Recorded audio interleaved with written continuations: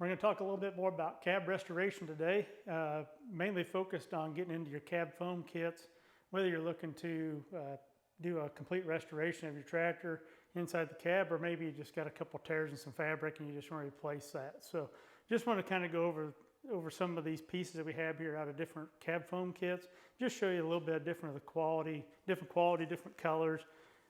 Just like this one, you already got a pre-made or cut holes in them.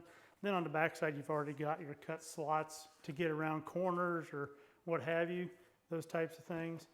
Just same way with all your other foam, you can see it's already to the same thickness what you'd already have in the cab. And then just talking about the different colors, whether you're Deere, Case, Oliver, even getting into Massey Ferguson, those other models. Just wanted to show you the different colors, different quality, or just the quality of the product that we offer through those kits. And also, most of those foam kits will also even come with spray adhesive, just like you'd use for anything else. You just got to spray it on the back.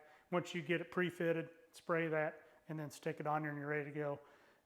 Also getting into your headliners, got them for quite a few different makes and models as well. We've got a John Deere one here for, I believe it's your 30, 40, and 50 series cabs. Already preformed, cut out, ready to go. Even has like your little notches you can see already cut out to fit right in. And then also getting into your speaker covers. You can see on the back side they've already got those slots cut out and formed in there to be able to do that too. Then last but not least, getting into some of the other stuff. Maybe you're just wanting some little extra improvement for the cab. We've had the cab caddy for quite some time. Just gives you an extra spot to maybe throw your phone, some other stuff in, along with having a couple drink holders. And then also the monitor caddy. Just kind of hold that one up. Got the curvature around for the glass, but also has some cup holders in it.